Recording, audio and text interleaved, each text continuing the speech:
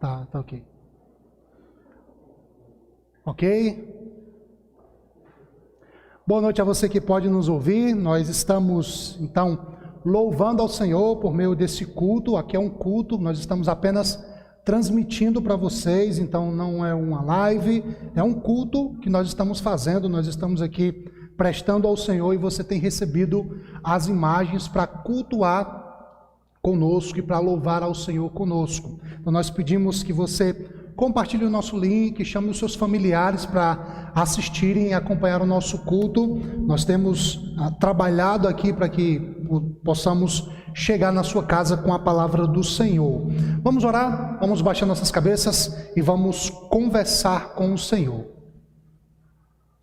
Senhor nosso Deus e nosso Pai, nós te louvamos pela oportunidade que o Senhor nos dá de podermos entrar na casa dos irmãos por este meio. Nós agradecemos ao Senhor porque o Senhor tem preservado os nossos irmãos, o Senhor tem abençoado os nossos irmãos.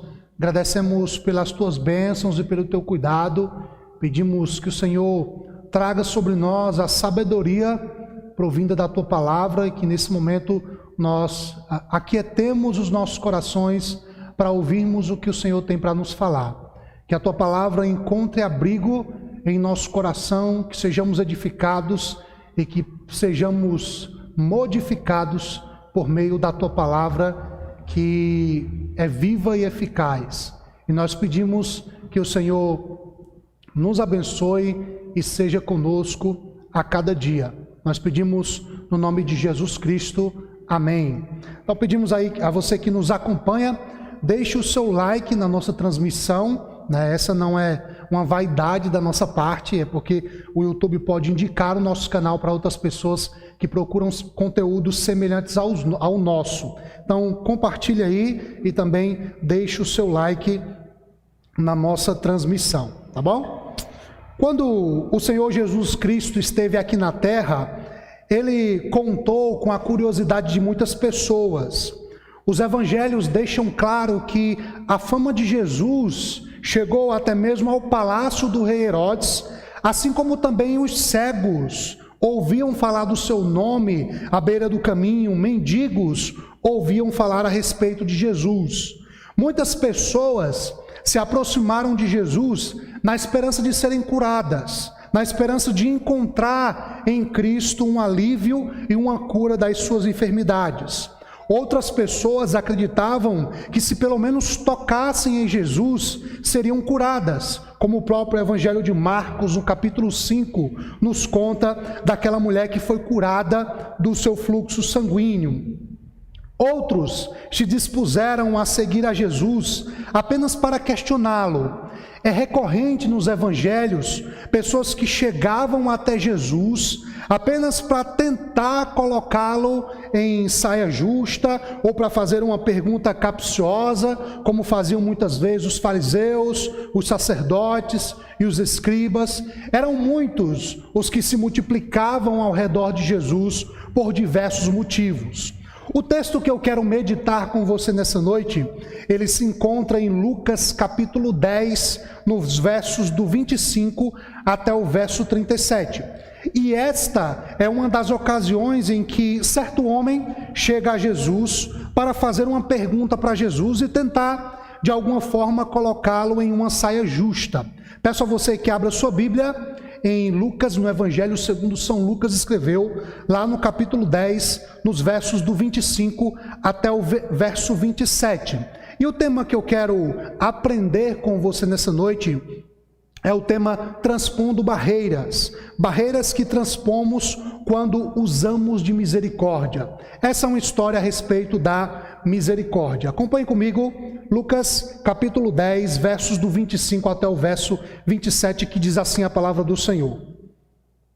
Eis que certo homem, intérprete da lei, se levantou com o intuito de pôr Jesus à prova e disse-lhe: Mestre, que farei para herdar a vida eterna? Então Jesus lhe perguntou: que está escrito na lei? Como interpretas? E ele respondeu: amarás o Senhor teu Deus de todo o coração, de toda a tua alma, de todas as tuas forças e de todo o teu entendimento, e amarás o teu próximo como a ti mesmo. Então Jesus lhe disse: respondeste corretamente, faze isto e viverás. Ele, porém, querendo justificar-se, perguntou a Jesus: quem é o meu próximo? Jesus prosseguiu dizendo: certo homem descia de Jerusalém para Jericó e veio a cair em mãos de salteadores, os quais, depois de que tudo lhe roubassem, lhe causaram muitos ferimentos, retiraram-se, deixando-o semi-morto. Casualmente descia um sacerdote por aquele mesmo caminho, e vendo-o, passou de largo. Semelhantemente, um levita descia por aquele lugar, e vendo-o, também passou de largo. Certo samaritano, que seguia o seu caminho, passou-lhe perto, e vendo-o, compadeceu-se dele. Chegando-se, pensou-lhes os ferimentos, aplicou-lhes óleo e vinho, colocando-o sobre o seu próprio animal, e levou-o para uma hospedaria e tratou dele. No dia seguinte, tirou 2 denários e os entregou ao hospedeiro, dizendo: cuide deste homem, e se alguma coisa gastares a mais, eu te indenizarei quando voltar. Qual destes parece ter sido o próximo do homem que caiu nas mãos de salteadores? Respondeu-lhe o intérprete da lei: o que usou de misericórdia para com ele. Então lhe disse: vai e procede tu de igual modo. Como eu iniciei falando, muitas pessoas se aproximaram de Jesus apenas por curiosidade. Nesse texto nós temos um intérprete da lei, certamente um homem que conhecia a lei do Senhor, a lei mosaica. E no versículo 25, nós temos que esse homem chega até Jesus com um único objetivo: de pôr Jesus à prova. Ele quer fazer algumas perguntas, só que essas perguntas por parte desse intérprete da lei não eram perguntas movidas por curiosidade, não eram perguntas movidas de inocência de informação, mas ele tinha um único objetivo: ele queria pôr Jesus à prova. A esta altura, a fama de Jesus já tinha percorrido vários lugares. Muitos intérpretes da lei, semelhantes a esse homem, estavam curiosos sobre o que Jesus queria dizer sobre certos assuntos. Mas este homem tem um único objetivo: ele quer pôr Jesus à prova. E a pergunta desse homem era sobre o que ele deveria fazer para herdar a vida eterna, ou o que Jesus pensava qual era o caminho a ser percorrido para que qualquer homem tivesse a vida eterna. Ele faz uma pergunta, mas Jesus, na sua sabedoria dada por Deus, ele responde à pergunta do homem, lançando uma outra pergunta para esse homem. Jesus pergunta: o que diz a lei? Como que você interpreta o que a lei diz? E a resposta do homem é uma resposta que já havia sido dada por Jesus em Mateus capítulo 22, versículo 37. A resposta que esse homem dá, Jesus já tinha dado essa resposta em uma outra ocasião. E essa resposta que Jesus já tinha dado, e que é a resposta que o doutor da lei apresenta a Jesus, na verdade é uma compilação de 2 passagens da Bíblia: Deuteronômio capítulo 6, versículo 5 e Levítico 19 e 18. São esses 2 textos que estão sendo colocados aqui como sendo a resposta sobre o caminho a ser percorrido para herdar a vida eterna, para entrar no reino do céu. Até aqui, a resposta do homem está de acordo com uma resposta que Jesus tinha dado, e está de acordo com o que a lei de Deus dizia. Mas no versículo 28, Jesus diz para ele: olha, você respondeu bem, você respondeu corretamente, faça isso e você terá a vida. Levítico capítulo 18, versículo 5, é exatamente isso que a lei diz com relação a ter a vida eterna em se cumprir os padrões de Deus. Levítico 18, versículo 5 diz: portanto, guardem os meus estatutos e os meus juízos, aqueles que os cumprir, por eles viverá. Ezequiel capítulo 20, versículo 11 diz: deu-lhes os meus estatutos e lhes fiz conhecer os meus juízos, os quais, cumprindo-os o homem, viverá por eles. Era isso o que a lei dizia, que se o homem cumprisse os estatutos de Deus, ele viveria, ele teria vida. E no caso aqui, sendo equiparada a resposta, tem relação com a vida eterna. A resposta de Jesus não era diferente da resposta que o doutor da lei esperava, pois era uma resposta que combinava com o que a lei dizia. Só que, em termos práticos, alcançar a vida eterna ou a vida por meio do cumprimento da lei é algo impossível em termos práticos. Essa promessa de vida por meio da lei deveria, na verdade, produzir nos pecadores o anseio por misericórdia, tendo em vista que nenhum homem é capaz de cumprir a lei de Deus. Uma vez que nenhum pecador consegue cumprir e obedecer perfeitamente o que a lei diz para viver eternamente, então o homem deveria se prostrar diante de Deus e buscar de Deus a misericórdia. Diante do que Jesus apresenta para esse homem, ele deveria, na verdade, confessar que esses mandamentos não eram por ele cumpridos, e ele precisava, então, da misericórdia de Deus. Então, quando a lei diz que se você obedecer à lei, você viverá por ela, ao nos deparar com a nossa incapacidade de alcançar essa vida por meio da lei, nós deveríamos recorrer a Deus, clamando por misericórdia. E depois de discutir com Jesus e ver que ao invés de deixar Jesus em uma saia justa, na verdade ele é quem agora estava em uma saia justa, porque a resposta ou a pergunta dele não surtiu o efeito desejado de colocar Jesus em maus lençóis. E a pergunta feita pelo homem sobre quem era o seu próximo, versículo 29, já no final do versículo ele diz: quem é meu próximo? Essa pergunta realizada por esse homem, de fato possuía muitas respostas. Na tradição judaica, como sendo este homem um doutor da lei, havia várias respostas sobre quem de fato era o próximo, ou sobre quem de fato é o nosso próximo. Por exemplo, se você olhar Levítico capítulo 18, versículos 17 e 18, diz assim: não guarde ódio no coração contra o seu próximo, mas repreenda-o e não incorra em pecado por causa dele. Não procure vingança, nem guarde ira contra os filhos do teu povo, mas ame o seu próximo como você ama a si mesmo. Então, segundo alguns rabinos, alguns estudiosos dentre os judeus, eles entendiam que o próximo do judeu era um dos filhos do povo, ou seja, um judeu, era um semelhante a ele.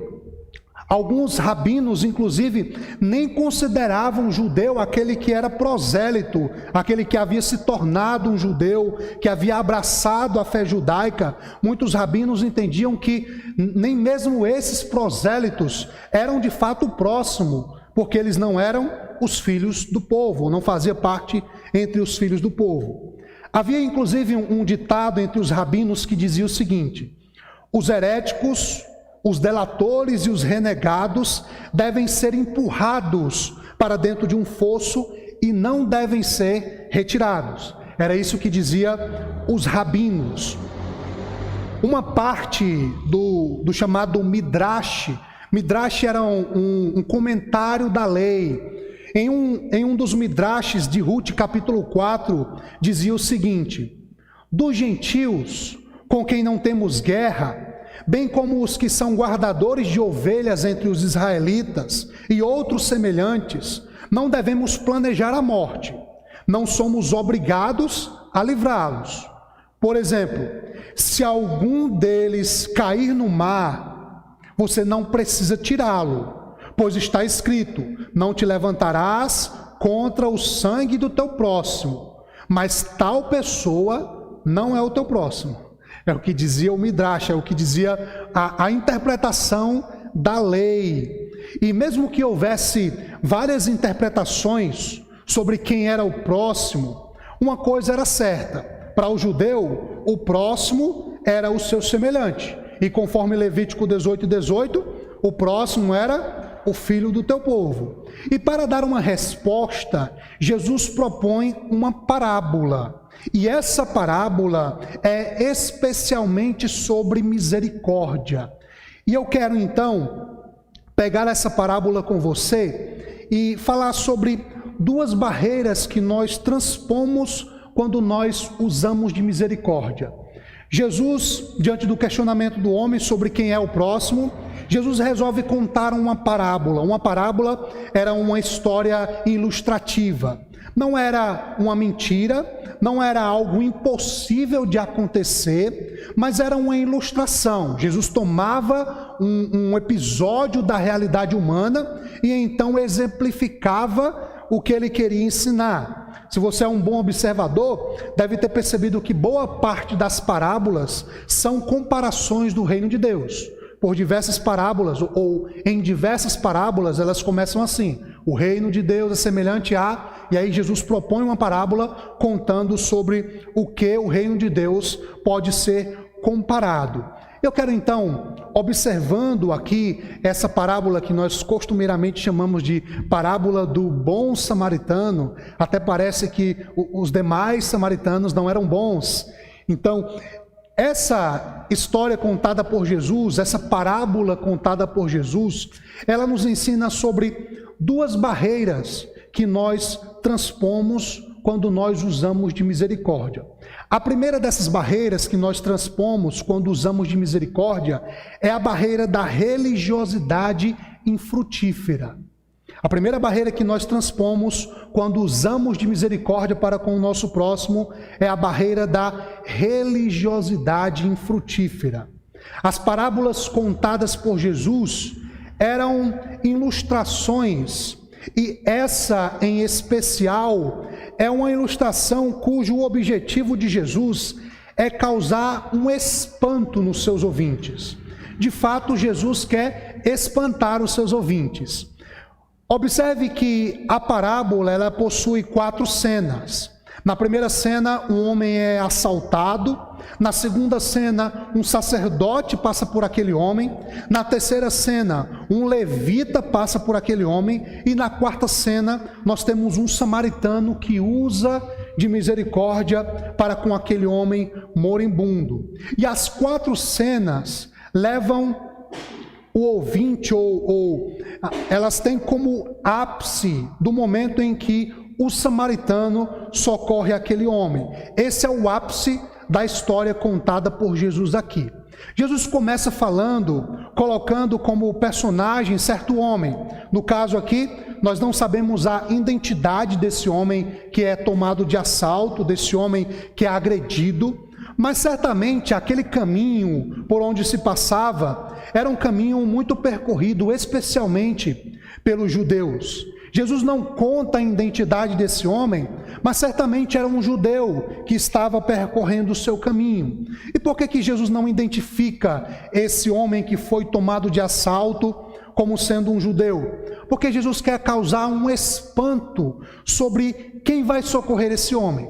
É por isso que não é importante para Jesus destacar quem era o homem que foi assaltado, porque Jesus quer, na verdade, quando chegar no ponto máximo da parábola, que é o momento do samaritano, Jesus quer causar um espanto em seus ouvintes e quer despertar nele um incômodo no que diz respeito à misericórdia. Diz aí o texto que esse homem, no versículo 30, que é o início da parábola, esse homem está descendo de Jerusalém para Jericó. Essa estrada, ela de fato existia. Era uma estrada que na verdade era uma ladeira, né? O descer aí não é apenas ilustrativo, era de fato uma descida extremamente íngreme, e essa estrada possuía várias grotas e rochedos onde os assaltantes se escondiam para praticar os seus delitos. De Jerusalém para Jericó eram aproximadamente 27 quilômetros que se percorria. Conta os historiadores que Pompeu Magno teve que varrer vários ladrões que habitavam nas regiões próximas a Jericó. Na época dos cruzados, uma época já recente, tendo em vista que Pompeu Magno viveu antes de Cristo, já na época dos cruzados, foram construídos fortes ali nesse caminho para que protegesse muitos dos peregrinos que iam até Jerusalém. Aquela estrada era reconhecidamente perigosa. Os assaltantes não bastassem roubar esse homem em específico, eles o haviam espancado e o deixado semi-morto. Jesus continua sua parábola e toma como personagem agora, na segunda cena, um sacerdote. O sacerdote era o mais alto ponto, a mais alta posição religiosa que havia entre os judeus. Era aquele homem que as pessoas olhavam e diziam, como esse homem é justo. Era aquele homem que os judeus olhavam e diziam, como eu queria ser piedoso com esse homem. Conta algumas tradições que eles andavam com as mãos encostadas no peito para não tocarem coisas impuras e andavam sempre olhando para baixo para não ter que olhar coisas impuras. Esse sacerdote vem por esse caminho e diz o texto, ou diz Jesus, que ele passa de largo. O texto não diz, mas certamente esse sacerdote vinha em um animal, porque o caminho de 27 quilômetros não era facilmente percorrido a pé. E o sacerdote era uma posição, até mesmo de uma condição financeira elevada. Então, certamente, aquele sacerdote vem percorrendo o seu caminho, ele está descendo de Jerusalém, ele oficiou em seu trabalho sacerdotal e agora está indo para a sua casa. Se nós observarmos o turno dos sacerdotes, esse sacerdote está indo para a sua casa e só depois de alguns outros dias é que ele terá que voltar para prestar o seu serviço sacerdotal. Não sabemos o motivo pelo qual esse homem passa de largo. Os sacerdotes cumpriam rigidamente as leis de purificação. E os irmãos sabem muito bem que um sacerdote não podia se aproximar de um cadáver. Aquele homem estava semi-morto. Será que aquele sacerdote iria se aproximar daquele homem e se tornar impuro? Não sabemos. Ou não sabemos se esse era o real motivo, ou se o sacerdote usou de simplesmente não ligar para aquele homem. O próximo homem a passar é o levita, um homem que também oficiava no templo. Era um homem que servia no templo.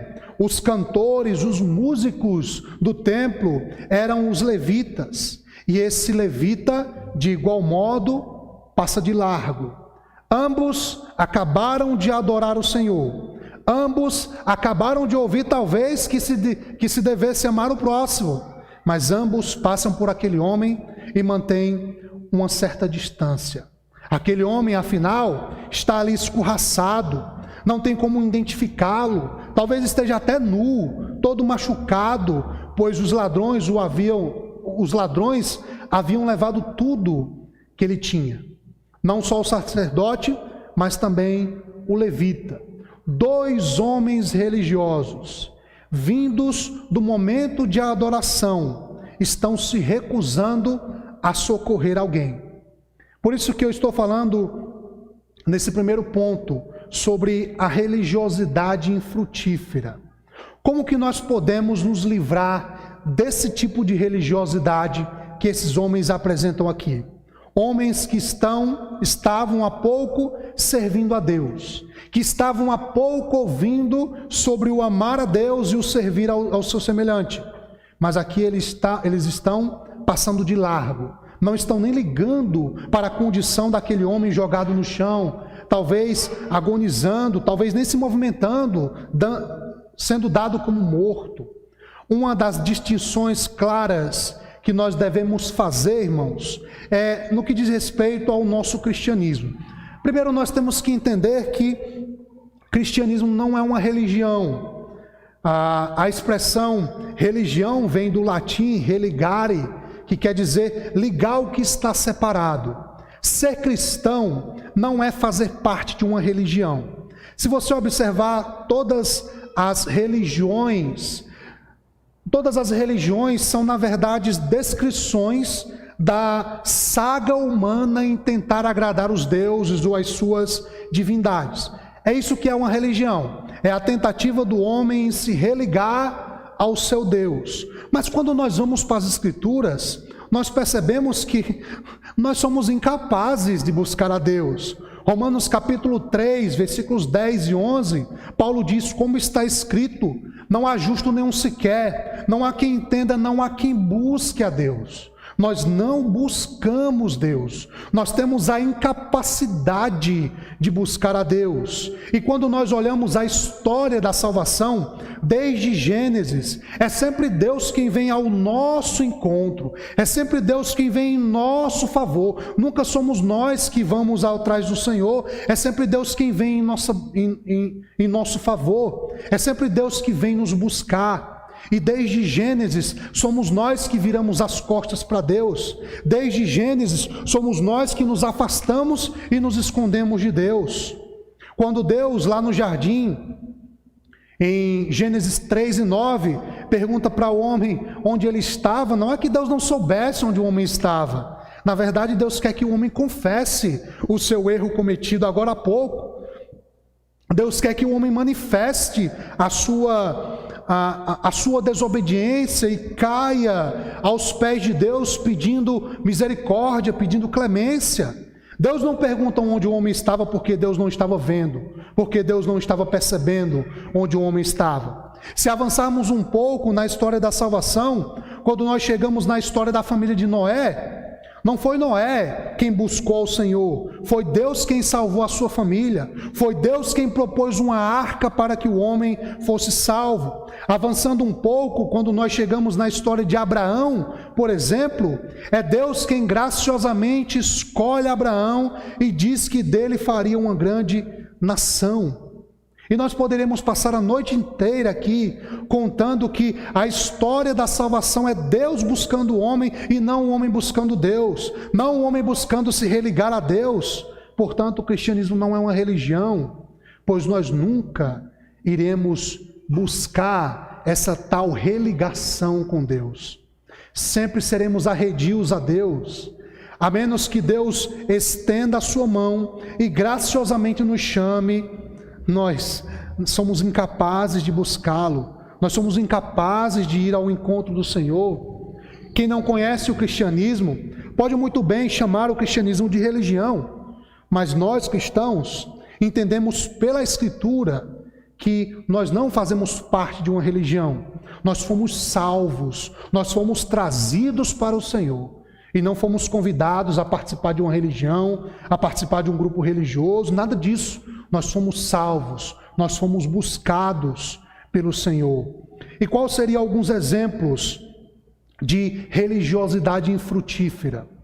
Nós podemos dizer que religiosidade infrutífera se manifesta exatamente quando nós vivemos uma vida cristã sem praticarmos as boas obras. Em Tiago capítulo 2, versículo 14 diz: meus irmãos, qual é o proveito se alguém disser que tem fé, mas não tiver obras? Pode acaso semelhante fé salvá-lo? Versículo 17, assim também a fé, se não tiver obras, por si só está morta. Versículo 18, mas alguém dirá, tu tens fé e eu tenho obras. Mostra-me essa tua fé sem obras, e eu com as obras, ou por meio das obras, te mostrarei a minha fé. Versículo 24, verificais que uma pessoa é justificada por obras, e não por fé somente. Ou como dizia Calvino, o homem é salvo somente pela fé, mas a fé que salva não é só. O homem é salvo pela fé somente, mas a fé que salva não vem só. Tiago capítulo 2, versículo 26 diz: porque assim como o corpo sem espírito é morto, assim também a fé sem obras é morta. Nós, como cristãos, fomos salvos para as obras. e nós devemos evitar um cristianismo, uma vida cristã que é infrutífera. Em Efésios capítulo 2, versículo 8 diz: porque pela graça vocês são salvos mediante a fé. Isso não vem de vocês, é um dom de Deus. Não vem das obras para que ninguém se glorie, pois somos feitura dele, criados em Cristo Jesus para as boas obras, as quais Deus de antemão preparou para que andássemos nelas.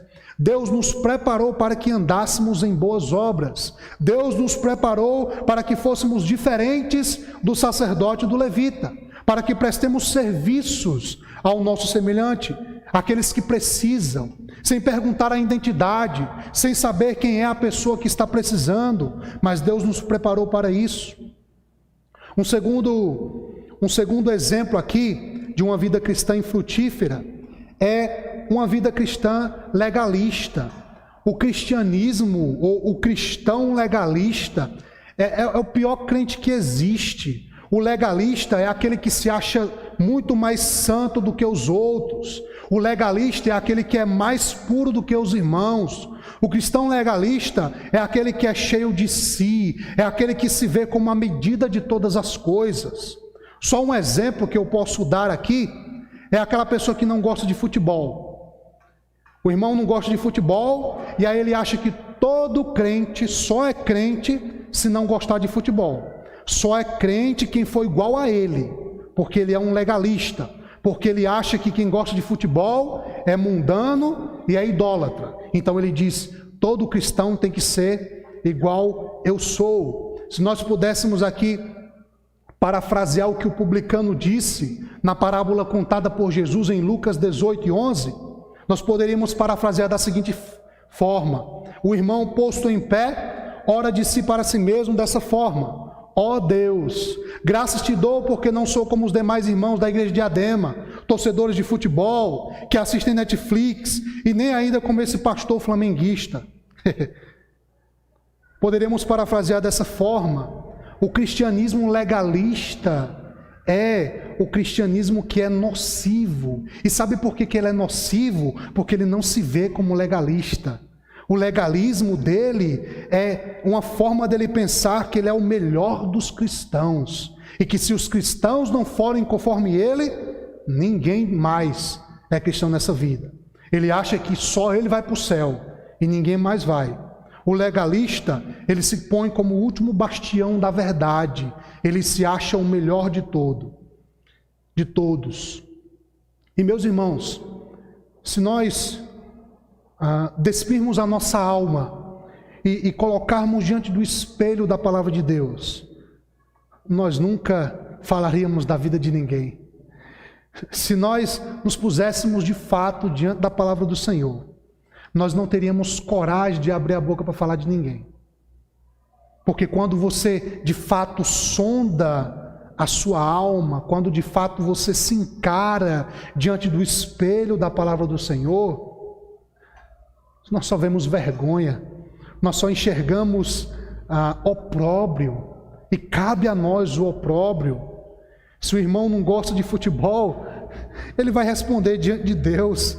Se Jesus disse em Mateus 12:36 que nós iremos prestar conta diante de Deus por cada palavra frívola que nós dissermos, é diante do Senhor que nós haveremos de prestar contas, e não diante de você, e não diante de mim, e não diante do pastor.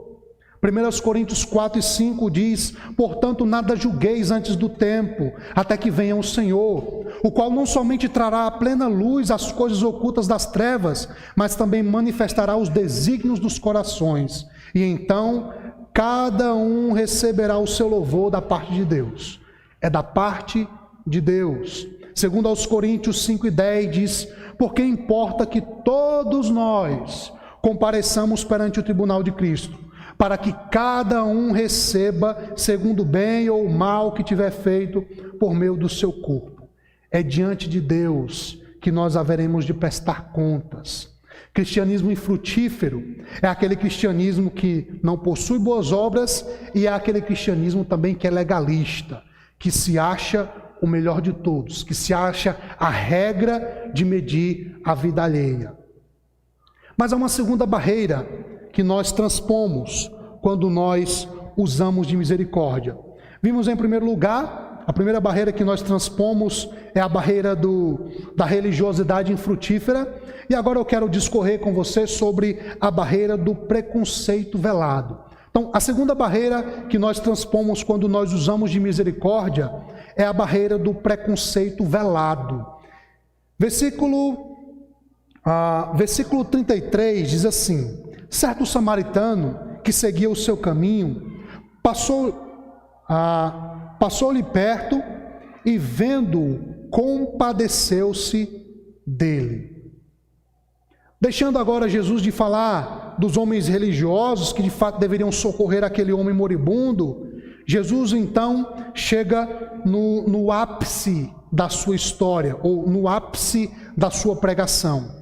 A animosidade entre judeus e samaritanos não pode ser comparado com nenhuma animosidade dos nossos dias, nem mesmo entre torcidas de futebol. Eram dois povos que não se batiam, eram dois povos descendentes de Israel, mas os samaritanos, em dada época, haviam se misturado entre os outros povos, de maneira que eles não se davam bem. Lembra do discurso ou da conversa que Jesus teve com a mulher samaritana? Os samaritanos tinham um lugar de adoração, os judeus tinham outro lugar de adoração. E aí eu te faço recordar da última vez em que eu estive pregando, que nós falamos da divisão dos reinos, e lembra que Jeroboão e Roboão fizeram os seus lugares de adoração, e o reino do norte, que ficou conhecido como Samaria, eles criaram o seu próprio tipo de adoração. Eles tinham o Monte Gerizim, que era um lugar de culto. Então, eles tinham uma tremenda animosidade. Citando aqui uma outra parte do Midrash, que é como eu falei, um comentário da lei, o Midrash dizia assim: aquele que come um pão dado por um samaritano é como aquele que come a carne de porco. E os irmãos sabem que a lei mosaica dizia que o judeu não podia comer a carne de porco. E o Midrash dizia: aquele que comer um pão dado por um samaritano é como alguém que come um pedaço de carne de porco. Então veja como que era a animosidade entre esses dois povos. O historiador chamado Flávio Joséfo escreveu no livro das Antiguidades que anos antes do nascimento de Jesus, os samaritanos haviam espalhado ossos no pátio do templo em Jerusalém. Então, se já havia animosidade, depois disso eles ficaram ainda mais inimigos. Depois que os samaritanos fizeram isso, profanaram o templo de adoração dos judeus. Jesus poderia ter contado uma história exaltando a figura de um outro judeu, ajudando um próximo. Ele poderia ter contado a história com qualquer personagem. Mas quando Jesus contou e colocou como sinônimo de nobreza o samaritano, Jesus manifestou diante dos seus ouvintes todo o ódio que havia velado, todo o ódio que havia oculto entre os seus ouvintes. Essa parábola contada por Jesus deve ter produzido caras e bocas entre os seus ouvintes. Se nós estivéssemos lá, nós perceberíamos o incômodo das pessoas quando ouviram Jesus colocar como sinônimo de bondade um samaritano. Afinal, era um judeu que havia perguntado a Jesus quem era o seu próximo. E quando Jesus menciona o samaritano como sendo o padrão de ajuda, ou como sendo alguém que estendeu a mão, logo aqueles homens devem ter ficado incomodados diante daquilo. Mas é importante, no que diz respeito ao preconceito, nós deixarmos algumas coisas claras. Deixe-me fazer algumas colocações sobre o preconceito, porque essa palavra ela é bastante esticada nos nossos dias. Tudo hoje em dia é preconceito, né? Esse termo abraça, ou a tentativa é essa, né, da nossa cultura, é abraçar várias coisas para chamá-las de preconceito. Etimologicamente falando, a palavra preconceito seria composta do prefixo pré, antes, e conceptus, resumo do latim. Então, em outras palavras, o preconceito quer dizer uma opinião formada precipitadamente, sem maior ponderação, um conceito formado antes do conhecimento necessário. Só que quando eu falo aqui de preconceito velado da parte dos judeus que estavam ouvindo Jesus, é importante nós fazermos algumas colocações sobre o que diz respeito ao preconceito ou sobre como essa palavra tem sido usada em nossos dias. É engraçado a forma como as pessoas hoje querem empurrar goela abaixo o conceito de preconceito, nos chamando, nós cristãos, de preconceituosos, porque nós não concordamos com a massa, porque nós não concordamos com a maioria.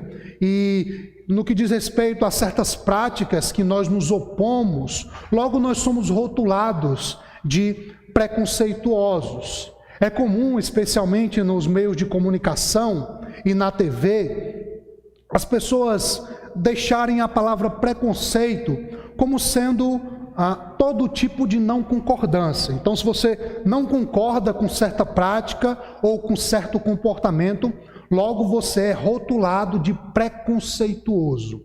E pense numa coisa que nós temos medo, é de ser rotulados. Nós temos muito medo de ser rotulados. Em nosso trabalho, em nossa família, em nossa vizinhança, nós temos medo de receber o carimbo de preconceituosos. Se nós pegarmos algumas das práticas dos nossos dias, por exemplo, eles colocam aí na TV, né, aquele rapaz pobre ou aquela moça pobre que casa com uma pessoa rica, e logo eles colocam isso, que não se pode ter preconceito social, um pobre casando com um rico, tudo jóia, não há nenhum problema. Depois coloca a moça ou o rapaz de pele negra casando com a moça ou o rapaz de pele branca e falam que não aceitar isso é preconceito racial, de fato é preconceito, mas no mesmo bojo, nessa mesma leva, querem colocar que é preconceituoso da nossa parte não concordar com a homossexualidade. E acham que por nós não concordarmos, nós somos preconceituosos. Porque não é a mesma coisa. A Bíblia não proíbe de pessoas casarem de peles diferentes. A Bíblia não proíbe pessoas casarem de condições sociais, financeiras diferentes. Mas o que a palavra diz sobre a homossexualidade é clara, não tem como nós fugirmos. E muitas vezes nós cristãos ficamos reféns, porque nós não queremos ser rotulados, nós não queremos ser chamados de preconceituosos, talvez até mesmo de homofóbicos, e não queremos esse tipo de rótulos. Essa semana nós não fomos surpreendidos, né? Eu não fui surpreendido em saber que a Natura colocou como pai do ano uma mulher, porque mulher é mulher, e o pai do ano, na verdade, é uma mulher. E por que as marcas fazem isso? Porque isso é moderninho, isso é descolado, isso é progressista, isso é aplaudido pela grande mídia, isso vai jogar a marca na boca das pessoas que concordam ou discordam, mas a marca está aí sendo falada em todas as redes sociais. E sabe por que eles fazem isso? Porque a grande mídia concorda, porque isso passa direto no programa da Fátima Bernardes, porque isso é colocado direto nas novelas da Globo, porque isso é direto colocado no Netflix, porque isso é direto jogado na nossa cara. Tem uma frase daquele pastor que também é comediante, o Cláudio Duarte, ele diz: não se surpreenda se você ver um poste mijando num cachorro, porque tudo está fora do lugar. Nós vivemos uma sociedade maluca, uma sociedade louca. E nós não somos preconceituosos. Os judeus aos quais Jesus estava falando, de fato eram, porque eles eram irmãos, samaritanos e judeus eram descendentes do mesmo povo. E em dado momento da história, eles haviam se tornado grandes inimigos. E aqui havia o grande preconceito em saber que Jesus estava usando a figura de um samaritano como sendo aquele que era o exemplo de bondade. E observe comigo o que é que o texto continua dizendo no versículo 34. Ele diz, no versículo 34, Jesus conta que ali mesmo aquele homem prestou os primeiros socorros, atou as suas feridas, passou óleo, passou vinho, era assim que se desinfectava os ferimentos, colocou aquele homem sobre o seu animal e o levou até a estalagem. Levou aquele homem. A sua bondade não se resumiu apenas em socorrer aquele homem. Ele para, correndo perigo até mesmo de ser assaltado, tal qual o homem que está deitado. Mas aquele samaritano para, tem tempo, ata suas feridas. Então certamente ele rasgou a sua roupa, atou as feridas daquele homem, o levou até uma estalagem e cuidou dele.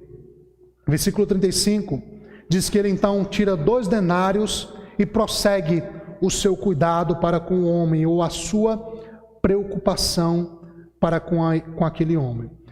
E o que esse texto então nos diz sobre misericórdia? Quais são as lições sobre misericórdia que nós podemos tirar? A primeira delas é que misericórdia deve ser natural em nós. Observe comigo que no versículo 31 diz que o sacerdote estava passando por ali casualmente. Não era sua prática, enquanto que o samaritano estava seguindo o seu caminho. Talvez aquele samaritano fosse um comerciante que costumava passar por aquela estrada. Diz também que o levita semelhantemente estava casualmente fazendo ou passando por aquele caminho. Quantas vezes nós somos chamados a casualmente fazermos a bondade e nós nos recusamos? Esse sacerdote estava passando ali apenas casualmente. Aquele homem poderia ajudar, aquele sacerdote poderia ajudar o moribundo e depois nem se preocupar mais com ele. Mas o samaritano estava seguindo o seu caminho. Então a misericórdia, ela deve ser algo natural em nós. Em segundo lugar, uma segunda aplicação é que misericórdia é um ato contínuo. Versículo 35 segue dizendo que ele leva aquele homem até a estalagem, cuida dele, ele presta ali os primeiros socorros para que o homem tenha pelo menos condições de ser colocado no animal, chega até a estalagem, termina os seus primeiros socorros, os seus primeiros cuidados, mas também deixa dinheiro com o dono da estalagem para que os cuidados com aquele homem seja algo continuado. Misericórdia, então, é um ato contínuo. E veja que interessante, Jesus conclui a sua parábola, versículo 36, Jesus pergunta: qual destes parece ter sido o próximo do homem que caiu na mão dos salteadores? Qual a resposta do intérprete da lei? Ele responde que foi um samaritano? Não, ele diz o que usou de misericórdia para com ele. A resposta desse homem é proposital. Os judeus nem pronunciavam os samaritanos. Os judeus consideravam os samaritanos piores do que os gentios. E aí Jesus dá uma orientação para ele: vá e faça o mesmo. Quando nós somos misericordiosos para com os que necessitam, nós então transpomos essas 2 barreiras. A primeira delas é a barreira da religiosidade infrutífera. E a segunda barreira é a barreira do preconceito velado. A nossa vida cristã é uma luta constante para que consigamos transpor barreiras, para que consigamos lutar contra nós mesmos e fazer a vontade do Senhor. Essa história contada por Jesus é um exemplo de como que a misericórdia deve fazer parte da nossa vida, não só de forma casual, mas ela deve fazer parte da nossa vida inteira, pois a vida cristã deve ser uma vida de misericórdia, deve ser uma vida de contínua misericórdia e de serviço ao Senhor. Quero pedir que você baixe a sua cabeça, que você ore comigo para que Deus nos conceda a graça de usarmos de misericórdia para com todas aquelas pessoas que precisam, que sejamos misericordiosos, que possamos transpor as barreiras que a misericórdia impõe para que transpomos. Vamos orar. Senhor nosso Deus, nós agradecemos pela Tua bondade e pela Tua misericórdia. Agradecemos, ó Deus, porque o Senhor tem nos dado a oportunidade de usar de misericórdia para com os nossos semelhantes. Obrigado porque tem chegado às nossas mãos pessoas para socorrermos. Obrigado porque o Senhor nos tem feito instrumentos em Tuas mãos para Te servirmos. Pedimos as Tuas bênçãos a cada dia, que o Senhor nos capacite e supra a nossa necessidade para que supramos a necessidade daqueles que precisam. E não permita, Senhor, que sejamos cristãos infrutíferos, mas que sejamos cristãos que sejam exemplos para essa sociedade, que sejamos cristãos que pregam a Tua palavra e que leve a salvação àqueles que não têm. Pois eu te peço, no nome de Jesus Cristo. Amém.